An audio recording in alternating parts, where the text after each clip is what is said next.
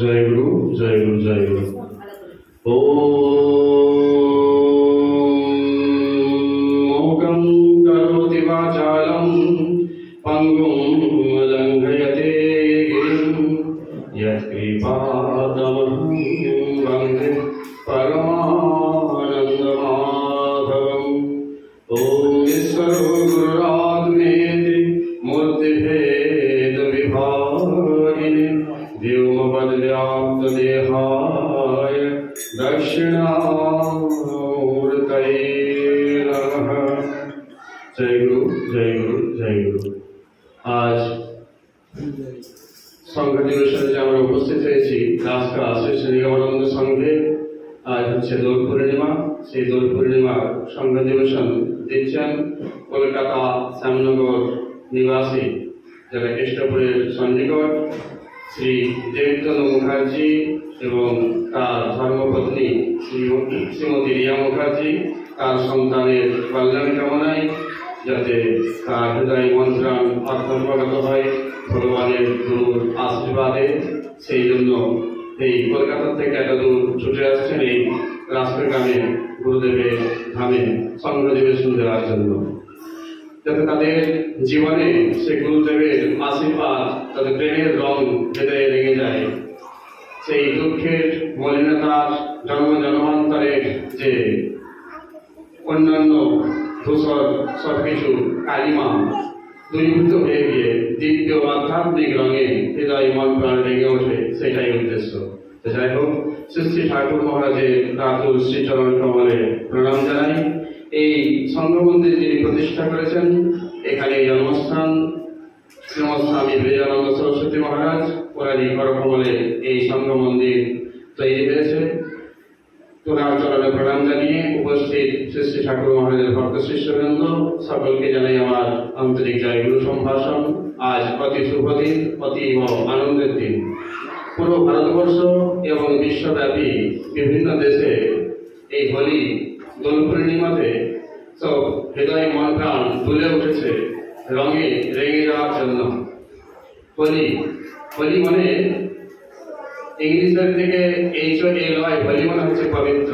আমাদের জীবন মন প্রাণ যাতে পবিত্রতাতে ভরে ওঠে, সুন্দর রঙে যাতে রেঙে ওঠে, সেই একঘেয়েমি জীবন শুধু খাই, পড়ি, ঘুমাই, আবার উঠি, এর মধ্যে নানা রকম দুশ্চিন্তা, দুর্ভাবনা, জন্মান্তরের যে দেহ এর প্রতি আসক্তি, সেইটাকে ছাড়িয়ে একটু আধ্যাত্মিকভাবে শান্তির খোঁজ সকলে আমরা চাই, তৃপ্তি চাই, শান্তি চাই। সেই জন্যই গুরুর সান্নিধ্যে আমরা ছুটে আসি। এই হোলিকা তখন কালকে আজকে সব করেছেন অনেকে, তাতে কি বিভিন্ন পাতা, ফল ইত্যাদি একত্রিত করে সব জ্বালানো হয়েছে, আনন্দ করা হয়েছে। তো প্রত্যেকে আধ্যাত্ম হচ্ছে আমাদের আন্তরিক জিনিস। তা আমাদের জন্মান্তরের যে বাসনা, বিভিন্ন রকম যে চাওয়া, সেইগুলোকে যদি আমরা যেগুলো দুর্বাসনা জ্বালিয়ে দিতে পারি, তখন আমাদের হৃদয় মন প্রাণ সুন্দর রঙে রেঙে উঠবে।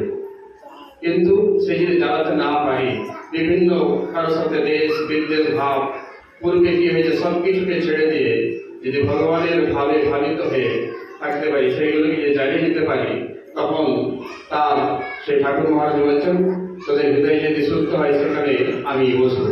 তো সেই রকম ভাবনা যদি আমাদের মধ্যে আসে, তার আশীর্বাদ নিয়ে, হে প্রভু, আমি নিজের হৃদয়ের যে কলুষিত বাসনা জ্বালাতে পারছি না, তুমি তোমার সেই জ্ঞানাগ্নি দিয়ে জ্বালিয়ে দাও, তখন তার আসল রং তার লাগবে।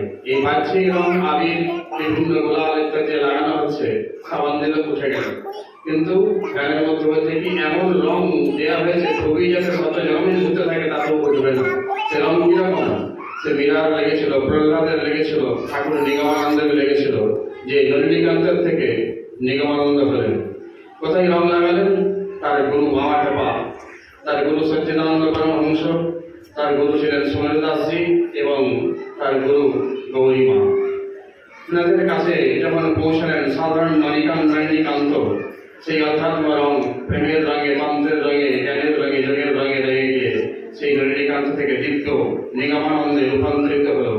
তার সেই রং সবকিছু নিয়ে আমাদেরকেও তিনি রাঙিয়ে দিতে চাইছেন যে আমিও সেই রঙে রেগেছি গুরুর আশীর্বাদে, আমি জেনেছি নিজেকে, তাদেরকেও সেই রঙে রাঙাতে পারবো, তোরাও রেগে যা, তোরাও এরকম মলিন দশাতে এইরকম চিন্তাতে আতর হয়ে থাকিস না, আয় আমার কাছে ছুটি আয়, কোথায় পাপি তাপি কে আছিস, গলা ফোটা কে আছিস, আমি সকলের ভাগ নিতে পারবো, সকলকে উদ্ধার করবো। এই যে ঠাকুরের ভাবনা, সেই যে সদ্গুরু উনি ডাকে দিচ্ছেন। তো হোলিকাতে যে রঙের যে ব্যাপার, কোথা থেকে হোলিকা আসলো? এই হোলিকা যে দহনের কথা প্রহ্লাদ মহারাজের নাম শুনেছেন, যিনি ভগবান নারায়ণের ভক্ত ছিলেন, ওনার পিতা ছিল হিরণ্যকশিপু। হিরণ্যকশিপু হচ্ছে লোভের প্রতীক, সবকিছু চাই, জগতে যা কিছু আছে আমার আমার। তপস্যা করে বর প্রাপ্ত করে নিয়েছিল যে আমি কোনোদিন মরবো না, আমাকে কেউ মারতে পারবে না। তো তখন তার অহংকার হয়ে যায়, সব আমার এবং ভগবান বলে কোনো কিছু নেই, ইত্যাদি ইত্যাদি। তো আমাদের জীবনের মধ্যেও একটু ধন, একটু জ্ঞান, একটু রূপ ইত্যাদি হয়ে গেলে আমরা নিজেকে মনে করি কত কিছু হয়ে গেলাম, সেই হিরণ্যকশিপুর মতো। কিন্তু তারই সন্তান অসুর বলে প্রহ্লাদ, সে ভগবান ছাড়া কিছু জানে না। তো আমাদের হৃদয়ের মধ্যে সেই আসরিক ভাবকে বিনাশ করে প্রহ্লাদের মতো ভগবান ভাবনা।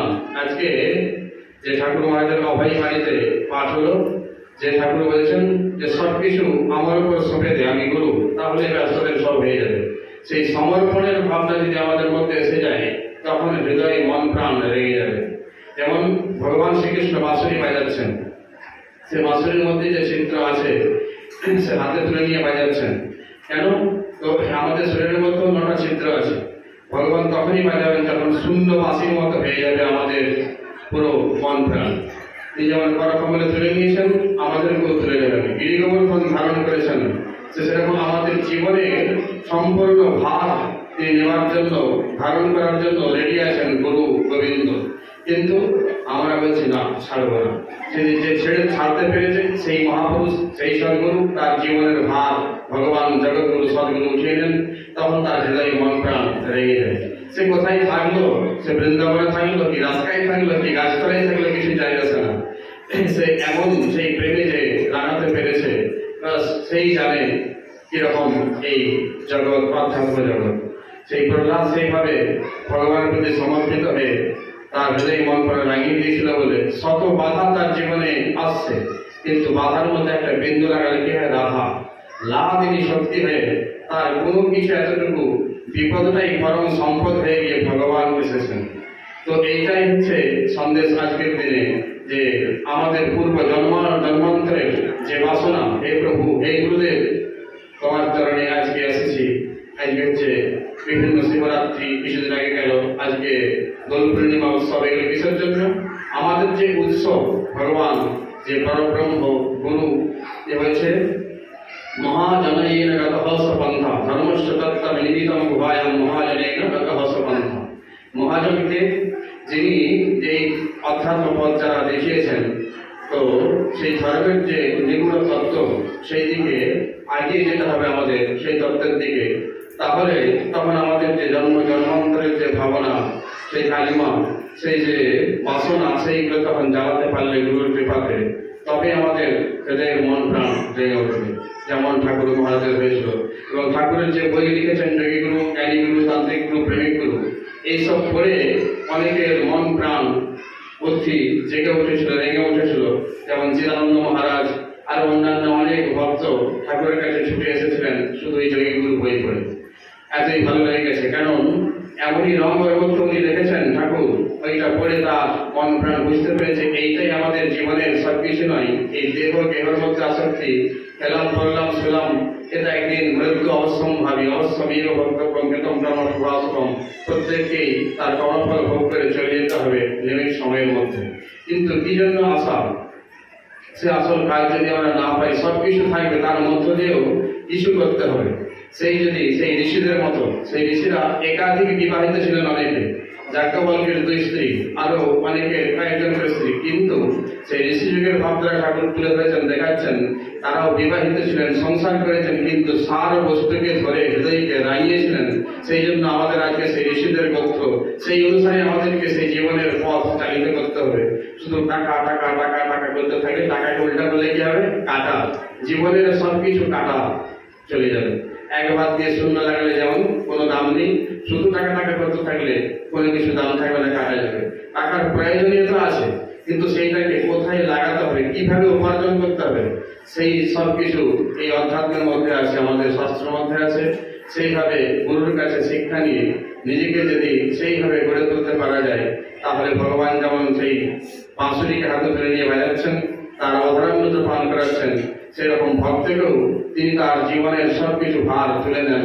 তার তখন জীবনে পরম শান্তি, এবং তার সান্নিধ্যে যে কেউ আসে সেও পরম শান্তিতে, আনন্দে, তৃপ্তিতে ভরে যায়। নামদেবজি হয়েছেন ভক্ত, গৃহস্থ ভক্ত, তুকারামজি, এরা তো সংসারী ছিলেন, রামপ্রসাদ, ওনারা তো শান্তি, তৃপ্তি, আনন্দ পেয়েছেন, এবং ওনাদের সান্নিধ্যে যে কেউ আসছে তাদেরকেও শান্তি, তৃপ্তি, আনন্দ দিয়েছেন। যেমন কোনো গরম জিনিস, সেটা নিজে গরম, আবার যদি কেউ হাত দিচ্ছে সেটাও তার হাতটা জ্বালিয়ে দেয়। তো সেরকম যার হৃদয়ে মন প্রাণে যেরকম আছে তার কাছে গেলে সেইটাই পাওয়া যায়। তো সদ্গুরুর হৃদয়ে মন প্রাণে সেই ব্রহ্ম, সেই ভগবান সবকিছু আছেন।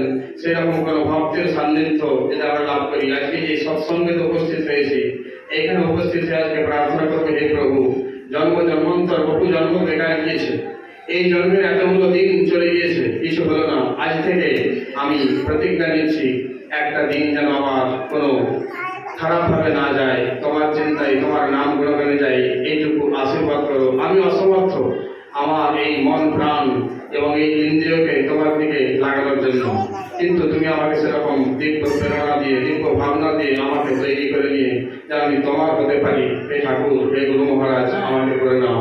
এই প্রার্থনা সকলে আমরা করে এখান থেকে কিছু নিয়ে যাব, যাতে প্রতিদিন আমরা এইভাবে প্রার্থনা করে একটু একটু করে এগিয়ে তার দিকে যেতে পারি। তাহলেই আমাদের জীবনে, মনের প্রাণের মধ্যে শান্তি, তৃপ্তি, আনন্দ আসবে।